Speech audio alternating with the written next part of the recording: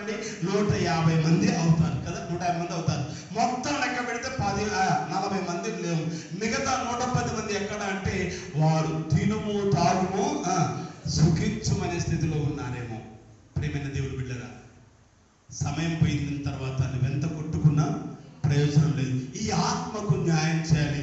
దేవుడు అంటే ఉన్నవాడు, దేవుడు ఉన్నవాడు అనువాడమైనాడు కదా. మోసే అంటున్నాడు, ఇదిగో నేను ఐగుప్తుల దగ్గరికి వెళ్ళిన తర్వాత ఇదిగో నన్ను పంపించిన వాడు, నేను పంపిన వాడు ఎవడయ్యా, నీ దేవుడు ఎవడయ్యా అని అడిగితే నేనేం చెప్పాలయ్యా, నీ పేరేంటంటే ఆయన అన్నాడు, నేను ఉన్నవాడను.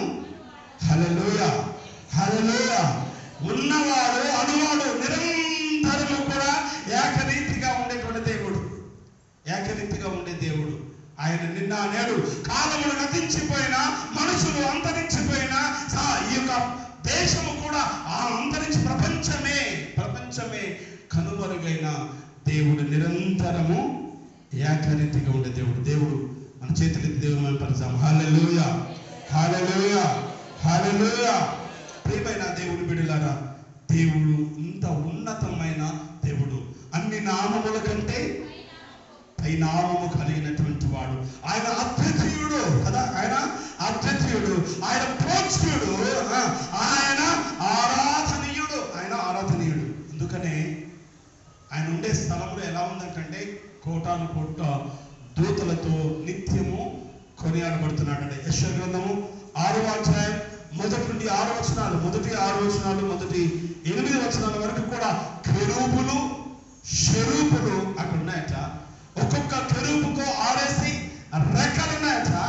ఆ 6 రెక్కలను ఓపుతూ ఎప్పటి వరకు, సృష్టి ఆరంభం నుండి సృష్టి అంతం వరకు రెక్కలను ఓపుతూనే ఉన్నాయట.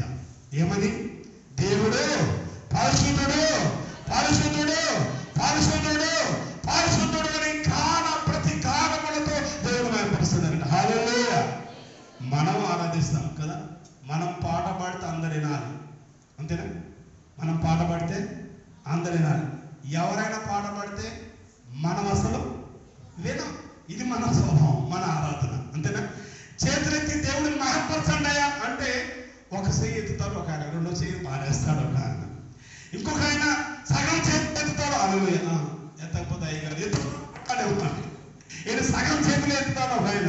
ఇక్కడ ఉన్నటువంటి దూతలు, కెరూబులు షెరూబుల మధ్య దేవుడు సింహాసనాసీనుడై ఉండగా దేవదూతలు ఆరాధిస్తున్నాయట.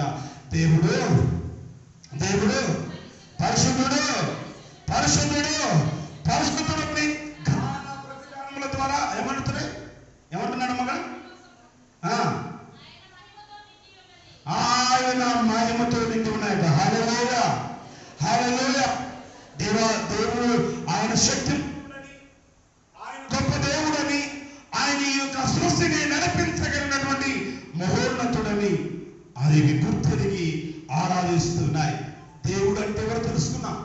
దేవుడు అంటే ఆయన మహోన్నతుడు, శక్తి కలిగినటువంటి వాడు, ఆయన పూజ్యుడు, ఆరాధనీయుడు, క్రియేటర్ ఆఫ్ గాడ్ అన్నారు కదా. దేవుడు సృష్టికర్త అయినటువంటి దేవుడు, నిన్ను నన్ను కూడా సృష్టించిన దేవుడు. ఏంటి? ఉదయం లేచిన దగ్గర నుండి సాయంత్రం వరకు ముఖాన్ని చూసి ఎంత మురిసిపోతాం, అబ్బా నేను ఎంత అందంగా ఉన్నాను కదా, అవునా కదా? కాకి పిల్ల కాకి ముద్దు కదా. పిచ్చగాడికి ఒకవేళ అర్థం ఇచ్చినా వాడు బాగున్నానే అనుకుంటాడు. పిచ్చివాడికి అర్థం ఇచ్చినా గడ్డాలు పెరిగి మట్టిగా ఉన్నా అబ్బా నేను ఎంత బాగున్నాను అందరికంటే ఆయన హీరో అనుకుంటాడు, అవునా కదా? జీరో అనుకోని ఎప్పుడైనా అనుకుంటాడండి? జీరో అని ఎవరు అనుకుంటారా? నల్లవాడైనా తెల్లవాడైనా ఎర్రవాడైనా ఎవడైనా సరే అర్థం ఇస్తే ఏమంటాను? ఓ దూసింది దూసి, కడిగింది కడిగి, రాసింది రాసి ఆనందపడిపోతావు. ప్రియమైన దేవుని బిడ్డలారా, ఈ స్వరూపం ఎవరిదో తెలుసా? ఈ స్వరూపం ఎవరిది? నీవు ఈ స్వరూపం ఎవరిది? నువ్వు మూసిపోయే ఈ స్వరూపం ఎవరిది? ఎవరిచ్చారు? దేవుడు తన పోలిక చొప్పున